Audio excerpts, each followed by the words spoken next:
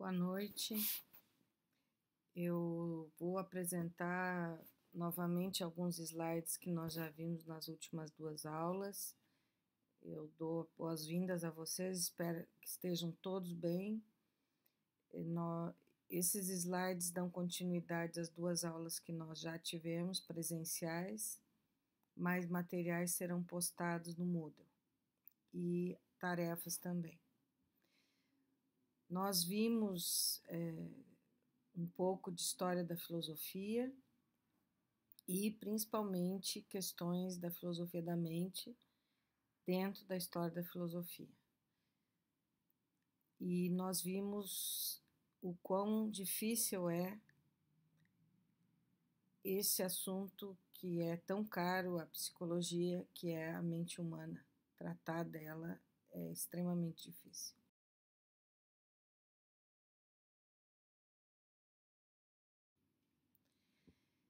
E nós também já pensamos um pouco sobre o que é exatamente a mente humana.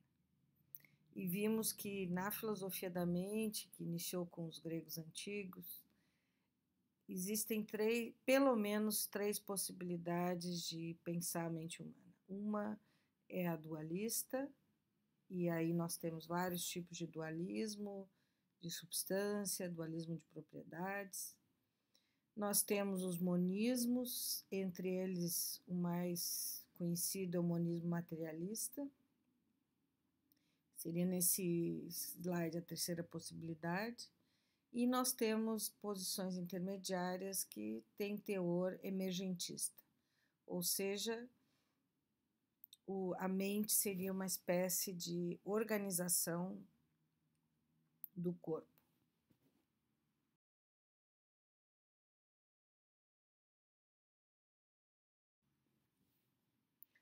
Eu também já falei em sala de aula que existem três questões que tornam problemática a investigação da mente humana.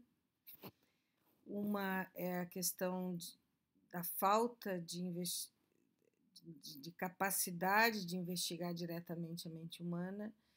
Isso é uma afirmação questionável, porque, na verdade, se vocês acham que corpos materiais, como uma mesa, uma cadeira, são diretamente investigáveis, isso também é um tanto questionável, ou seja, nós não conseguimos cientificamente, de fato, distinguir entre objetos que são materiais e objetos que nós consideramos não materiais. Cientificamente falando, alguns desses objetos que nós consideramos materiais, físicos, também não são observáveis diretamente. Então, tem-se que ponderar acerca dessa afirmação de que a mente é difícil de investigar porque não é observada diretamente por nossos sentidos. Em segundo lugar, é difícil investigar a mente humana porque nós não temos uma teoria que se destaque propriamente, também uma afirmação um pouco questionável, mas enfim, uma teoria que se destaque entre todas as teorias e que se mostre a teoria verdadeira acerca da mente humana, porque muitas teorias acerca da mente humana podem ser compatíveis com tudo que nós observamos e experimentamos no mundo que é o mundo dos nossos sentidos, né? E é o mundo também, ou que é observado pelo ser humano assim no dia a dia, ou que é observado por meio de instrumentos científicos, enfim. Esse mundo, ele é compatível com várias teorias da mente humana. Segundo o filósofo Heil, que tem um livro de introdução à mente, ele acha que talvez um critério interessante para nós não perdermos o nosso objeto, que seria a mente humana, durante as nossas reflexões, seria usar o nosso senso comum para avaliar se o que nós estamos pensando acerca da mente humana não foge do seu objeto. Mas essa terceira afirmação também é uma afirmação um pouco questionável, porque muitas vezes o senso comum se engana acerca de vários assuntos, né? Mas ele também se engana acerca do que acontece na mente alheia e do que acontece na própria mente. Porque muitas vezes nós não temos nem palavras para descrever o que acontece na nossa mente e, às vezes, muito menos na mente dos outros. Eu agora enfatizei muito menos porque esse é o senso comum, ou seja, o senso comum é de que é mais fácil acessar a nossa mente do que a mente alheia. O que, do ponto de vista de algumas perspectivas atuais, não é bem assim.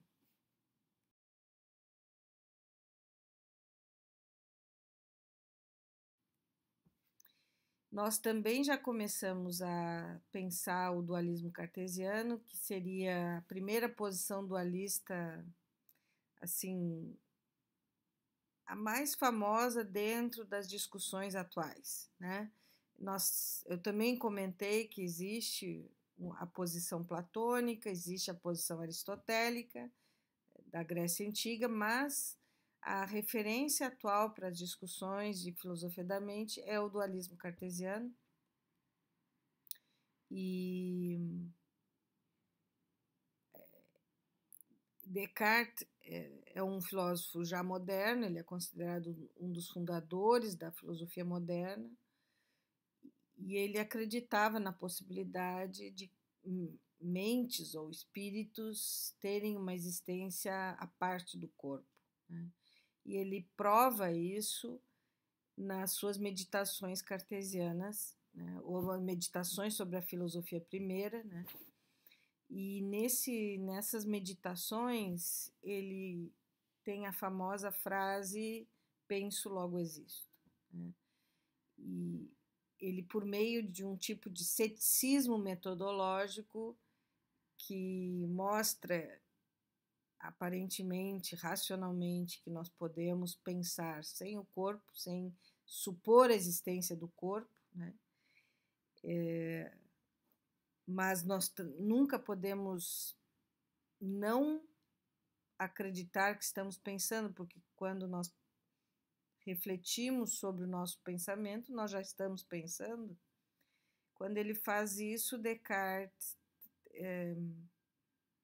está desenvolvendo o que hoje a gente chama um solipsismo metodológico, ou uma visão solipsista da mente humana, que trata a mente humana como algo que é imaterial e que não necessita do corpo para existir, né? Existem alguns exemplos atuais que tentam corroborar a posição de Descartes, e alguns do senso comum, por exemplo, dizendo para as pessoas que parece realmente diferente você ter fome ou desejar comer um hambúrguer do que o próprio hambúrguer, ou do que a, a ação de comer, né, com o corpo, né? Então, o desejo de comer parece ser algo que não é material, então se opõe ou é diferente daquilo que seria um objeto material. E por isso, essencialmente, não poderia ser a mesma coisa que um objeto material. E tornaria a existência, né, desses estados mentais diferente da existência de estados da matéria. Por exemplo, a experiência de sentir dor também parece não ser necessariamente material, porque existem dores que eu sinto e que às vezes não estão vinculadas a um pedaço do meu corpo, como quando se diz que nós sentimos uma dor de um membro que nós não temos mais, que seria a dor de um membro fantasma, por exemplo. Talvez uma pessoa tenha perdido a mão e ela continua sentindo dor na mão. Isso seria um exemplo já um pouco mais científico de por que a dor, que é um estado mental, um processo mental, seria diferente do próprio corpo ou de um pedaço do corpo.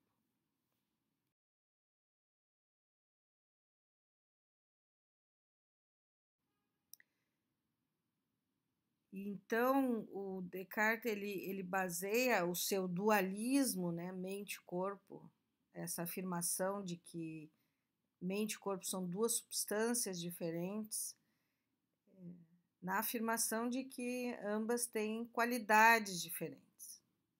A mente tem qualidades mentais e objetos não mentais têm qualidades materiais. Além disso, ele também baseia a sua distinção mente-corpo nesse chamado argumento que eu falei das meditações sobre a filosofia primeira, que afirmam que eu posso pensar sobre o meu pensamento, ou seja, eu posso ter um acesso privilegiado sobre os meus estados mentais e conhecer esses estados mentais de uma forma que não é por meio dos sentidos, né? E esse acesso que parece transparente, assim, direto e racional, ele é bem diferente da forma como eu e outras pessoas, mas no caso a investigação dele é de primeira pessoa, eu conheço as coisas materiais, que seria por meio do corpo. Então, apesar do pensamento poder pensar as coisas materiais, ele precisa do corpo para iniciar esse conhecimento. Isso, no final das meditações sobre a filosofia primeira, fica mais claro. Então, apesar de eu poder ter um acesso direto ao meu pensamento, eu sei que eu estou pensando, e por isso eu sei que eu existo, como pensamento, não necessariamente como corpo. Para ter conteúdo esse pensamento, ou seja, para eu saber que existem coisas fora de mim, que são coisas materiais, eu preciso ter real conhecimento dessas coisas que estão supostamente fora de mim, eu preciso de um acesso ao mundo externo ao pensamento. E esse acesso, aí já entra uma metafísica bastante forte no Descartes, esse acesso me é dado por meio de um ser divino, que seria Deus. E claro, Deus estabelece, segundo Descartes, a relação entre as coisas externas,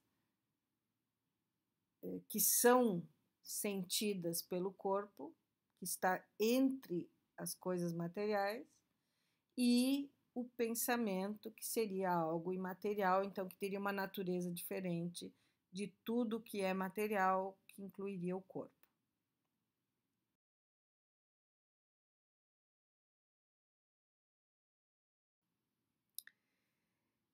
Portanto, ele fala nos seus textos, Descartes fala bastante em conceitos que hoje a gente diz que são conceitos metafísicos, né, como o conceito de substância, o conceito de atributo e o conceito de modos.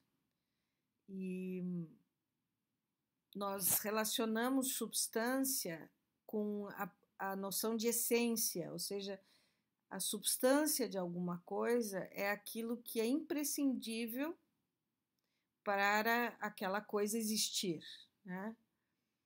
E nós também podemos tratar, e por outro lado, nós temos a noção de substância como um substrato de qualquer coisa. Então, o substrato da caneta é o que ela é em si mesma, né? O substrato da árvore é o que ela é em si mesma. Então, as substâncias, elas são coisas ou entidades individuais que nós podemos classificar por certas qualidades que são essenciais a elas. E cada substância pode ser subdividida em partes e as substâncias em grupos podem ser unificadas em classes.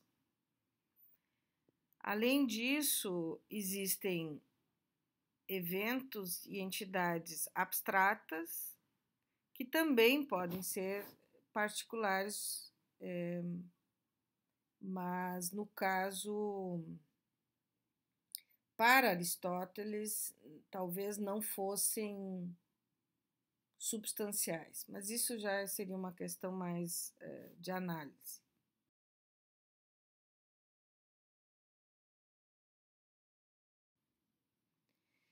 Enfim, as substâncias se diferenciam dos atributos, né? Que a gente também pode chamar de propriedades, né?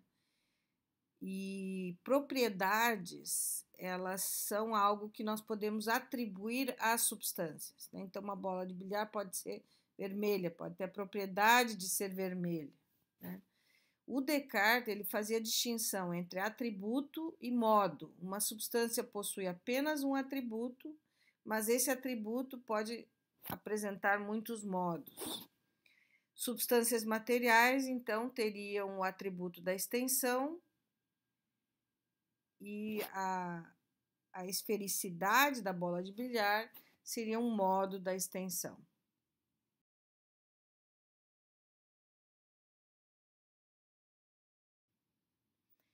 Por outro lado, o atributo da substância mente é o pensamento. E o pensamento teria vários modos.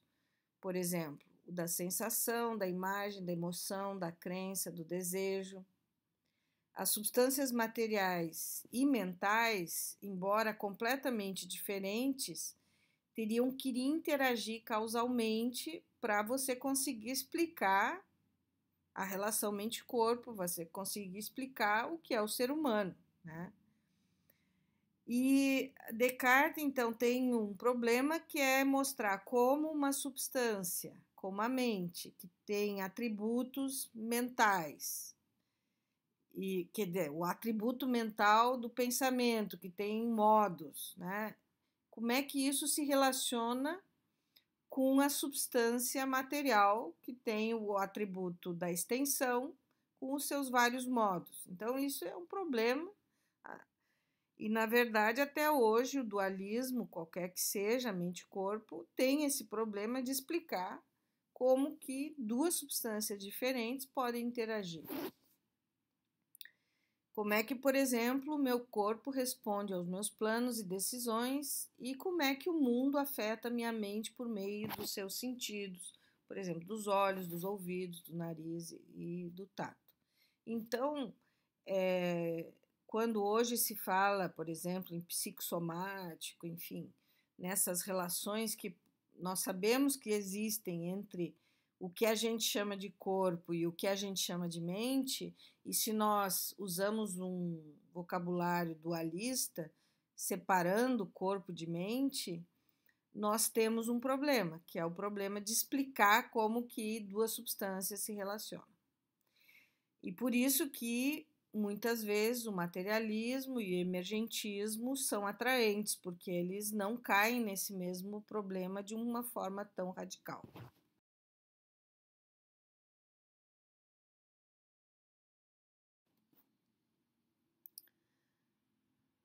Agora, é importante frisar que, apesar do dualismo ter certos problemas bem difíceis de resolver, e eu diria alguns deles me parecem impossíveis de resolver, ele se ajusta bastante bem ao senso comum, né? Por quê?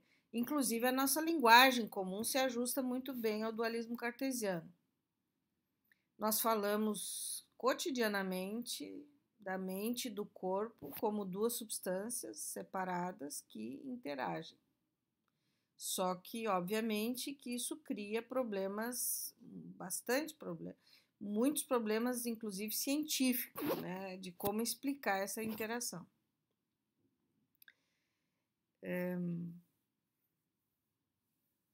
O materialismo, como uma reação ao dualismo de substância, ele vai dizer o seguinte, que para não cair no problema da interação de duas substâncias com atributos diferentes, nós deveríamos tratar o mundo material como um sistema causalmente fechado, né?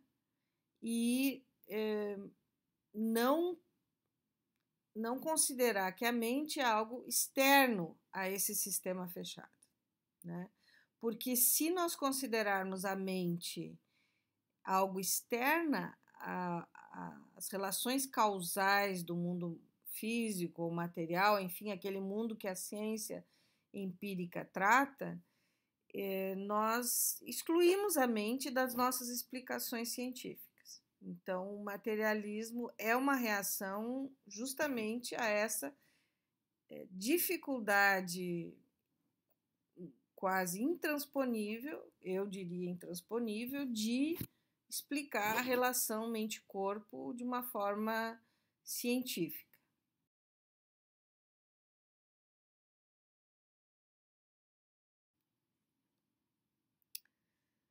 Mas nem por isso nós simplesmente batemos o martelo e dizemos, bom, o materialismo tem razão, o dualismo não, né? Porque até hoje o materialismo também tem os seus problemas, né? Um dos problemas é que a nossa linguagem não consegue ser só materialista, né? Então, nós temos um problema linguístico que parece muitas vezes intransponível. Tem alguns filósofos que tentam transpor isso, dizendo que no futuro nós vamos ter uma linguagem materialista que vai unificar todos os eventos, inclusive esses eventos chamados mentais, mas até hoje nós não temos essa linguagem, né? E, enfim, parece que nós, enfim, nós temos vários problemas que nós temos que solucionar, né? E não conseguimos ainda. Estamos ainda com muitas questões em aberto que, desde o início da história humana, apareceram, né? Quando começamos a refletir sobre a nossa própria mente.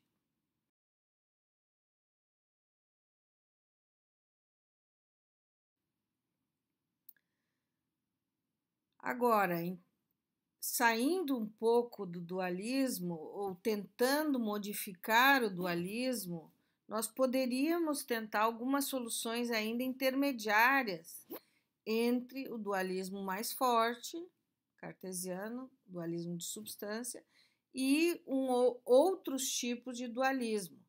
Nós poderíamos, por exemplo, dizer que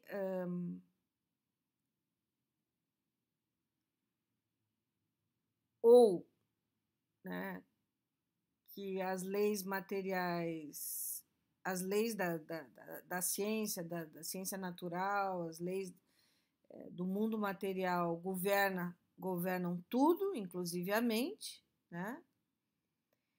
Ou nós podemos dizer que a mente poderia interferir no mundo material. Só que se nós escolhemos a segunda opção, dizendo que a mente pode interferir no mundo material, nós contradizemos o que a ciência moderna diz, né? Então, nós estamos praticamente, se decidimos optar pelo dualismo cartesiano, abdicando da ciência moderna, e se nós optarmos pela ciência moderna, parece que nós estamos abdicando do dualismo cartesiano.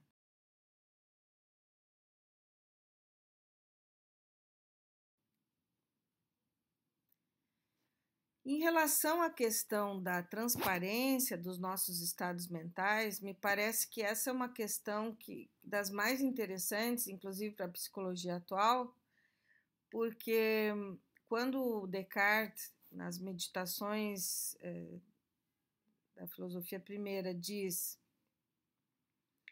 que nós poderíamos pensar sem o corpo e que nós temos um acesso direto aos nossos próprios pensamentos, ele parece ignorar que, na verdade, o nosso acesso aos nossos próprios pensamentos é mediado pela linguagem, né? É claro que existem dois acessos, talvez. Um acesso, que é o acesso da sensação, ou seja, eu tenho um acesso às emoções, eu tenho um acesso às imagens, eu tenho acesso a desejos, e eu posso ter esse acesso sem ainda uma verbalização, sem um pensamento proposicional.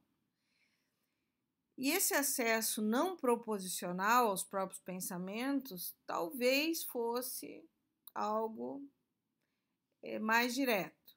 Só que se for esse o acesso do qual Descartes está falando nas meditações, é um acesso que não nos dá uma explicação racional de todas essas vivências que nós temos dentro de nós, né? Então, Descartes realmente não estava falando só de um acesso assim de vivência do interior de cada um. Ele estava falando de um acesso racional. Então, ele estava falando que nós seríamos capazes de pensar racionalmente, proposicionalmente, por meio de linguagem, o nosso interior. E isso seria algo bastante questionável, porque obviamente que eu não posso dizer que as pessoas não vivenciam, que eu não vivencio aquilo que eu vivencio. Eu não posso negar que eu vivencio muita coisa. Agora, existe um limite para essa vivência, então nós poderíamos dizer o seguinte, que muitas coisas hoje, a partir de visões atuais, muitas coisas do que é vivenciado pelas pessoas, por exemplo, algumas coisas podem até ser vivenciadas 1 segundo, 2 segundos, 3 segundos, mas não necessariamente elas vão ser memorizadas, por exemplo. Então, as vivências internas, elas podem ser muito passageiras, por exemplo, e não ser memorizadas. Isso é um problema, né? Então, é um problema para o racionalismo cartesiano. Um segundo problema mais importante, mais profundo, é o problema de não ter palavras para descrever essas vivências. E eu posso até ganhar possibilidade de falar delas, mas eu só ganho essa possibilidade no convívio social. Então, quando eu começo a já questionar a transparência dos estados mentais, eu parece que mudo completamente a perspectiva, ou seja, eu saio da perspectiva cartesiana para uma nova perspectiva. A perspectiva cartesiana, ela só é aceitável se eu disser que a pessoa, assim, ela própria, no seu mundo mental, consegue viver, pensar e descrever os seus próprios estados mentais. Agora, no momento em que eu começo a questionar isso, eu saio da perspectiva solipsista do Descartes. Só que, claro, o Descartes ele fez toda uma construção, né, teórica muito interessante, porque ele nega que o corpo seja necessário para o pensar. E quando eu começo a dizer que não há transparência do pensamento, eu já começo a pressupor que o corpo é necessário para pensar. Isso é o que, por exemplo, Damasio diz, né, no Erro de Descartes, e que nós também, cientistas, dizemos, ou seja, que nós não podemos aceitar essa pressuposição cartesiana de que o corpo não é necessário para pensar.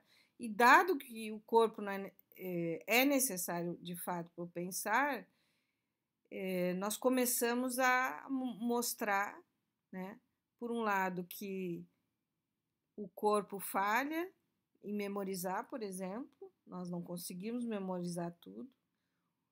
O corpo não nos permite relembrar tudo que nós vivemos.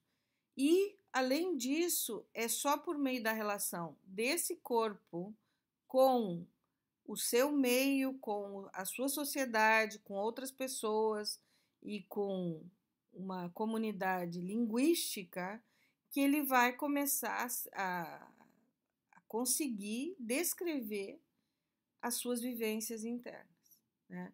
Então, vejam, a perspectiva muda muito se eu saio, então, do cartesianismo para uma perspectiva que a gente chamaria intersubjetiva. A perspectiva cartesiana é subjetiva e, para explicar as falhas no conhecimento, no autoconhecimento e no conhecimento da própria mente, eu preciso de uma perspectiva intersubjetiva. Além, por último, aqui nesse slide, eu falo da diferença entre um discurso do senso comum ou ordinário, natural, e um discurso científico que talvez no futuro exista e que permita explicar ainda com mais precisão as nossas próprias vivências, né? Ou nós próprios explicarmos, ou uma terceira pessoa, um cientista, explicá-las.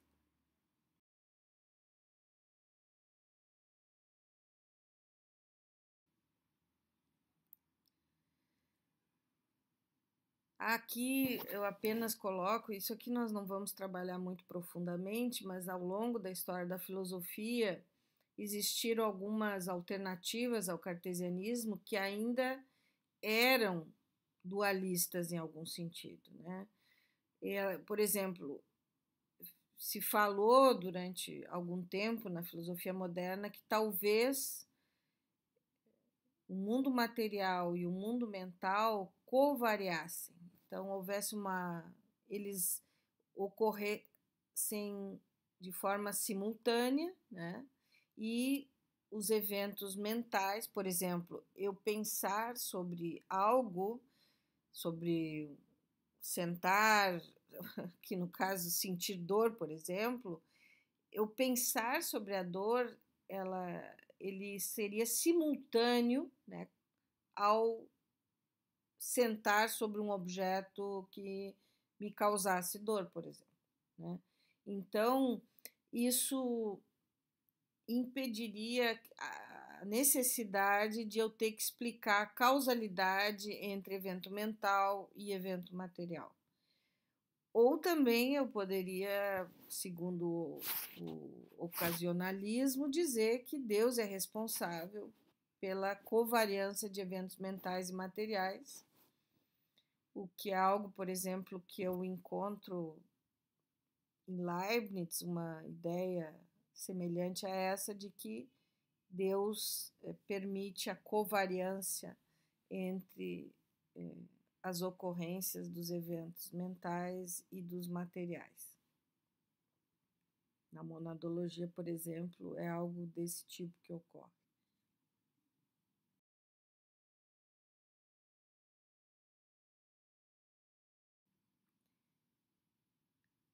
Temos um caso bem radical de superação do dualismo, que seria um monismo idealista, um monismo que imaterialista, ou seja, que nega a matéria e que supõe apenas a existência da mente, né? Que seria a posição do Berkeley. É interessante notar que o Berkeley é um dos 3 famosos empiristas clássicos, né, da Grã-Bretanha. E o Berkeley, então, ele é chamado de empirista, mas ele sustenta um tipo de materialismo. Como, né? Como é que pode ser? E é bem interessante notar, então, que o empirismo não precisa necessariamente ser materialista. Mas isso também eu não vou, nesse momento, aprofundar.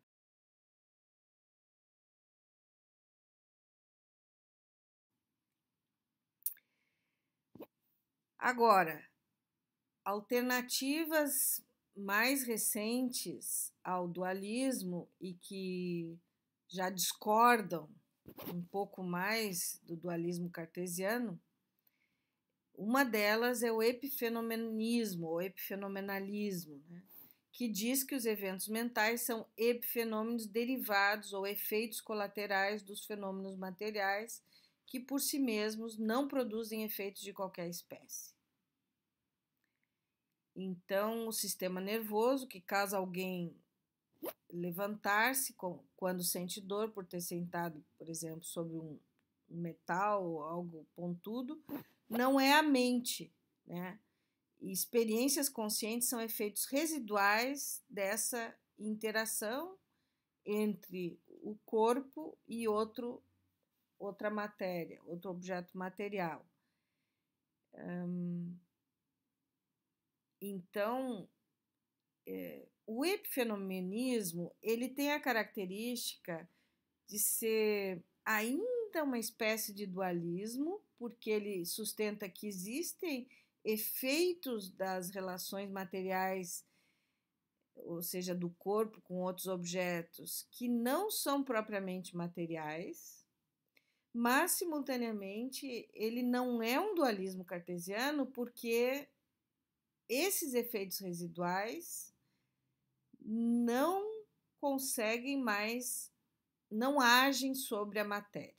Então, o epifenomenismo nega que a mente cause qualquer alteração no mundo material. Enfim, tem muitas discussões bem atuais sobre essa possibilidade. Não é de todo impossível achar que há uma certa coerência na defesa dessa possibilidade, né? E nós vamos ver um pouco mais sobre isso mais adiante. Ou seja, o problema do epifenomenismo é de que como que nós podemos imaginar, né, que o corpo e o cérebro causem a aparição ou um efeito que a gente chama de mental, uma propriedade mental, mas que essa propriedade que a gente chama mental não cause nada no corpo. Como que nós podemos imaginar algo assim? Enfim, isso aqui nós vamos desenvolver em outras aulas.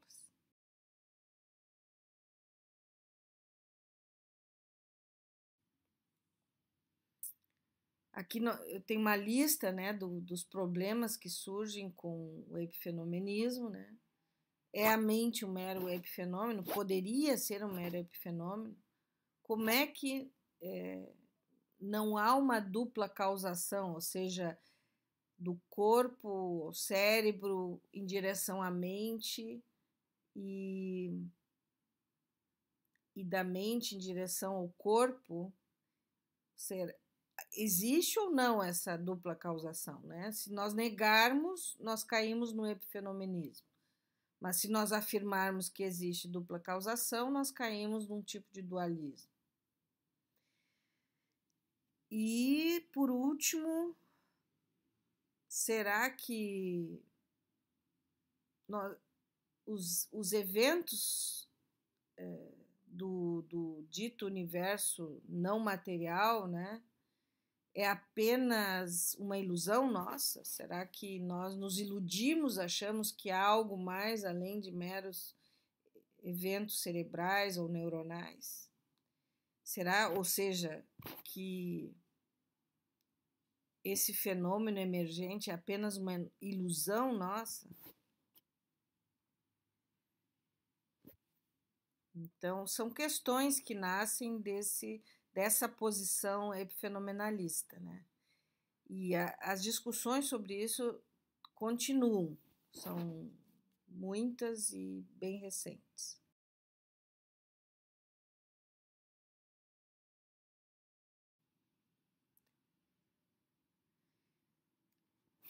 Olhem, esse gráfico, ele mostra, esse esquema, ele mostra um pouco como que a filosofia da mente atual, ela sai dessa visão dualista, cartesiana, solipsista, e ela vai na direção de uma visão da mente humana que é mais social, intersubjetiva e trabalha com a noção de meio ambiente. Então, você tem o corpo, você tem o cérebro, você tem talvez algo que seria um epifenômeno mental, mas a gente não tem certeza exatamente o que é isso. E esse corpo e esse cérebro interagem com o meio, né? E há todo um sistema dinâmico entre corpo e meio, e entre corpos e meio, que geram o que a gente chama de uma mente social. Isso também eu vou falar mais adiante disso.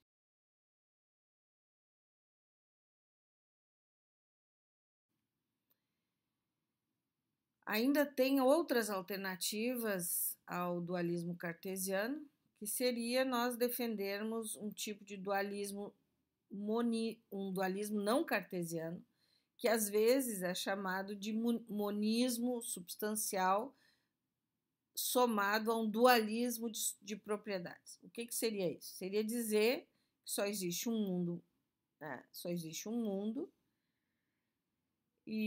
mas existem propriedades, algumas são mentais e outras são materiais. Esse monismo não, substancial, né? Ele é bem interessante, ele também tem várias vertentes, então tem mais de um autor que defende o monismo substancial. Um deles é o David Chalmers.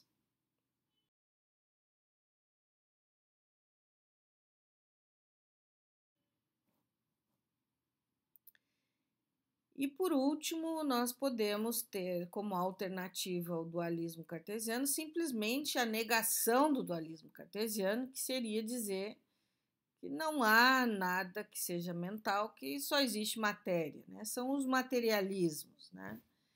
E os materialismos acham que só existe o corpo, só existe o cérebro, não existe nada além disso, e que a mente seria, assim, ou uma espécie de ilusão ou um fenômeno que é material, né? Que nós teríamos que explicar como sendo algo material.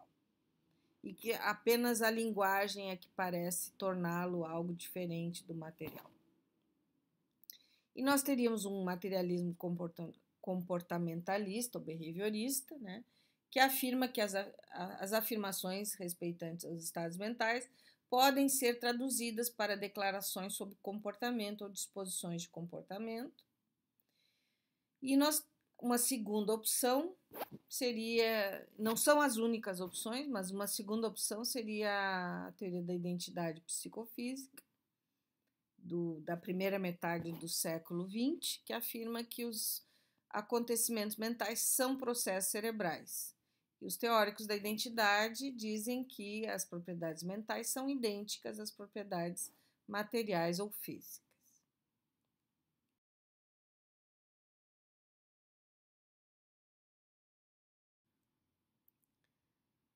Claro, o que é onde nós teríamos que procurar para encontrar a mente enquanto algo material? Seria no corpo no cérebro e nos neurônios. É isso que os materialistas acreditam, que ali se encontra a explicação para isso que a gente chama de mente.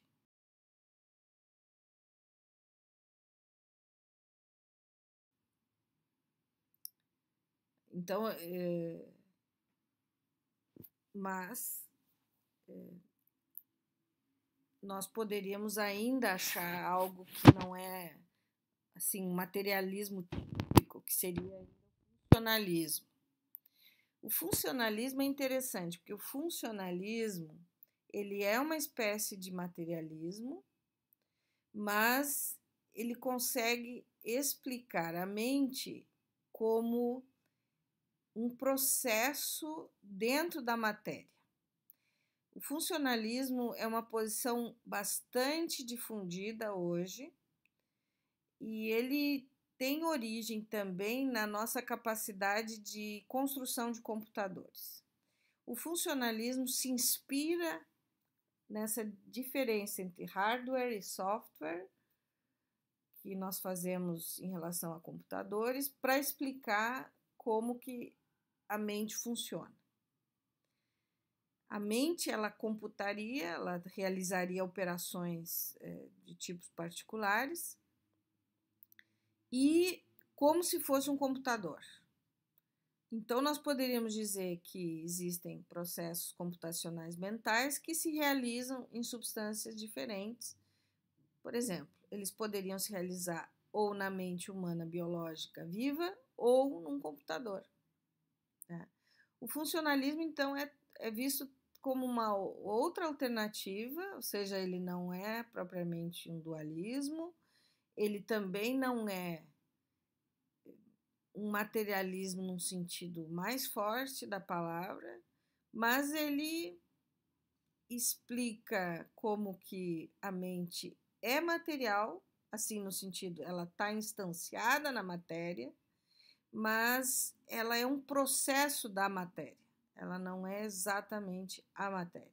É como as operações algorítmicas de um computador. Analogamente, a mente, então, é análoga às computações algorítmicas de um computador.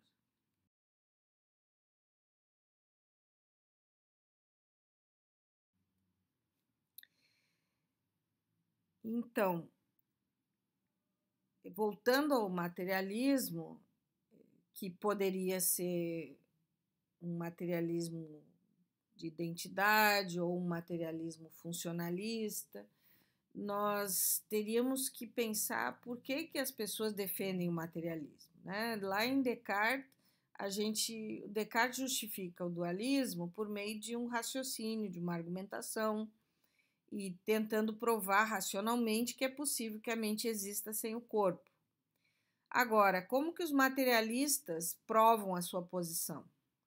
Eles tentam provar mostrando onde estaria a mente na matéria. Então, onde estaria a mente? Estaria nos neurônios dentro do cérebro humano, que estão ligados ao corpo humano. Ali estaria a mente humana. Agora, claro que isso traz uma série de dificuldades, talvez ainda maiores do que as dificuldades que o dualismo traz, só que aparentemente ainda resolvíveis, ou seja, solucionáveis. Né? É o que parece. Ainda as pessoas não desistiram, os materialistas não desistiram de achar uma solução para os problemas do materialismo. Por isso, quando por exemplo, um neurologista, um psiquiatra, um psicólogo, eles ainda estão preocupados, muitos, em tentar explicar como que o funcionamento dos neurônios, o funcionamento neuronal, do ponto de vista da terceira pessoa, do cientista que observa esse funcionamento neuronal, ele é experimentado pela primeira pessoa como se fosse uma vivência. Então, eles tentam fazer uma correlação entre a vivência de primeira pessoa e a observação das atividades neuronais de terceira pessoa. Isso traz consigo uma série de problemas filosóficos e científicos que nós podemos discutir mais adiante.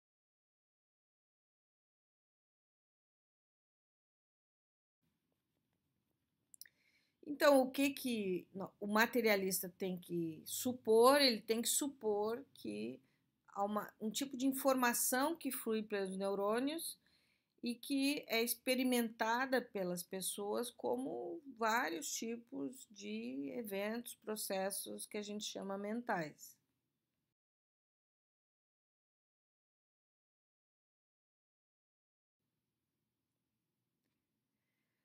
Bom, uma última possibilidade hoje para se pensar a mente humana é o eliminativismo. As pessoas consideram hoje o eliminativismo uma das posições mais radicais, assim, se nós de um lado temos o dualismo de substância cartesiano, do outro lado, e bem oposto, nós temos o eliminativismo. E ele é defendido, por exemplo, pelo Paul e pela Patricia Churchland, e eles concluem que uma grande parte das categorias, conceitos, termos psicológicos e os modos de explanação, a explicação da mente humana usada diariamente, tanto pela psicologia quanto pelo senso comum, poderiam ser reduzidos a categorias neurobiológicas mais fundamentais e por isso nós poderíamos prescindir desses conceitos. Ou também, né, nós poderíamos simplesmente abandonar esses conceitos do senso comum e que às vezes a psicologia usa, né? Por exemplo, o conceito de angústia, o conceito de, enfim, vários conceitos que são usados, mas que talvez ou possam ser reduzidos a conceitos neurobiológicos ou eliminados, simplesmente. Por isso a palavra eliminativismo. Eles não chegam a fazer assim toda uma explicação de quais seriam eliminados, quais seriam redutíveis, mas um dos exemplos que eles dão é o conceito de crença, por exemplo, acreditar em algo. Eles acham que esse conceito deveria ser eliminado. Isso também é algo a ser tratado mais adiante.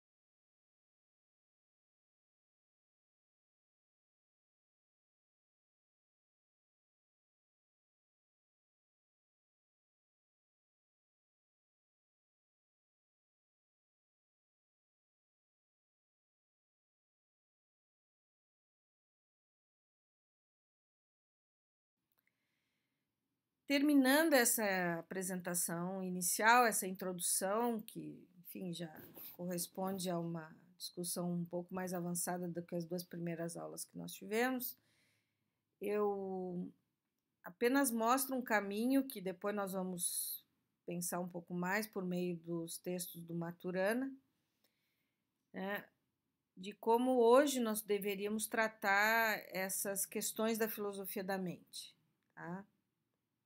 Então, além de todas essas opções, essas teorias acerca da mente que são hoje trabalhadas ou na filosofia, ou na psicologia, ou na psiquiatria, ou nas neurociências, nós temos outras possibilidades ainda mais recentes, a partir dos final dos anos 90, ou seja, a partir de final do século 20, que seria não partir dessa divisão inicial entre mente e corpo, dessa distinção terminológica inicial mente e corpo, mas partir da afirmação inicial de que nós somos corpos sociais pensantes. Então, existe toda uma comunidade teórica, uma comunidade científica atual que não quer mais tratar das questões mente-corpo, que são questões da filosofia da mente, como a tradição tratou, como os clássicos trataram,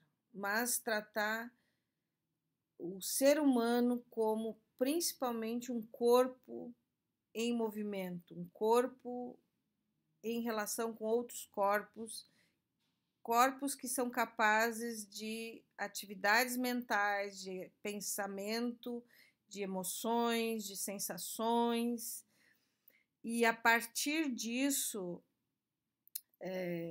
pensar o que seria o ser humano. Tá?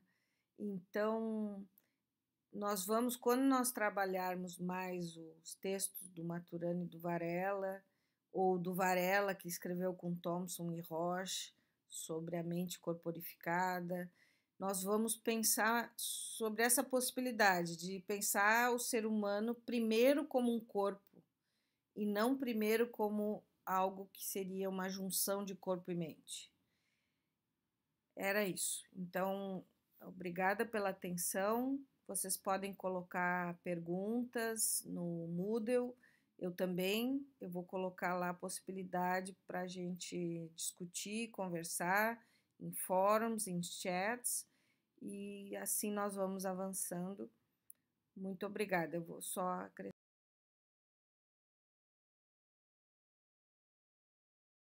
aqui a bibliografia. Aqui vocês têm alguns dos livros que eu utilizei nessa apresentação e que podem ser interessantes para vocês lerem. Tá? Então, boa noite.